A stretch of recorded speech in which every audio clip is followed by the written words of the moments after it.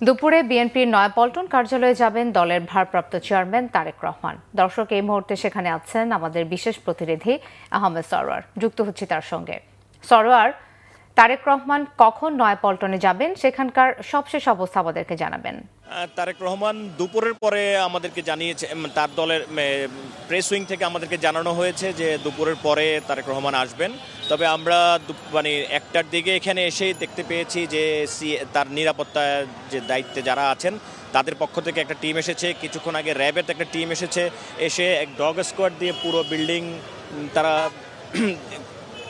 করেছে এবং যাবতীয় নিরাপত্তা কার্যক্রম যা কিছু আছে নিরাপত্তা নিশ্চিত করার জন্য সেই কার্যক্রমগুলো চালাচ্ছে। আপনি যদি দেখেন, এই যে দোতলায় দেখা যাচ্ছে কর্মকর্তা, তার প্রেস উইংয়ের কর্মকর্তা এবং এই বিএনপি অফিসের কর্মকর্তারা তারা বিভিন্ন খুঁটিনাটি নির্দেশনা দিচ্ছেন ভিতরে।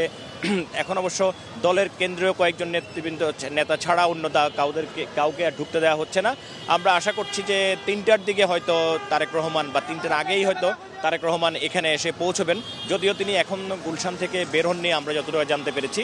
আপনাকে বলে রাখি, ২০০৬ সালের পর যে 111-এর পরে তারেক রহমান নির্বাসনে চলে যাওয়ার পরে এটাই তার প্রথম দলীয় কার্যালয়ে আসা হবে। যেহেতু তিনি দেশে ছিলেন না, স্বাভাবিকভাবে তিনি আর আসেননি। ২০০৬ সালে যে নির্বাচন হওয়ার কথা ছিল সেই নির্বাচনের কার্যক্রম পরিচালনা করার জন্যই তিনি সবশেষ এই পার্টি অফিসে এসেছিলেন। তার এই আশাকে কেন্দ্র করে পার্টি অফিস এবং তার আশপাশের এলাকার নেতাকর্মীরা আজকে জানেন যে মনোনয়নপত্র জমা দেওয়ার শেষ দিন। আজকে ঢাকা বিভাগীয় কমিশনার এবং রিটার্নিং কর্মকর্তার কার্যালয়ে যেসব মনোনীত ধানের শীষের মনোনীত প্রার্থীরা নমিনেশন জমা দিয়েছেন, তারা অনেকে যারা জমা দিয়ে ফেলেছেন তারা এখন দলে পার্টি অফিসের সামনে এসেছেন। বিভিন্ন পর্যায়ের নেতৃবৃন্দ, দলের যুগ্ম মহাসচিবরাও এই মুহূর্তে পার্টির সামনে এসেছেন। কিছুক্ষণ আগে রুহুল কবির রিজভী আহমেদ, যিনি সিনিয়র যুগ্ম মহাসচিব, তিনিও পার্টি অফিসে এসেছেন। তো এই মুহূর্তে একেবারে লোকারণ্য হয়ে যাচ্ছে পার্টি অফিস। তাদের মুহুর্মুহুর স্লোগানে পুরো এলাকা উজ্জীবিত হয়ে উঠেছে। তারেক রহমানের আগমনকে কেন্দ্র করে নেতাকর্মীদের মাঝে বেশ উচ্ছ্বাস আমরা দেখতে পাচ্ছি।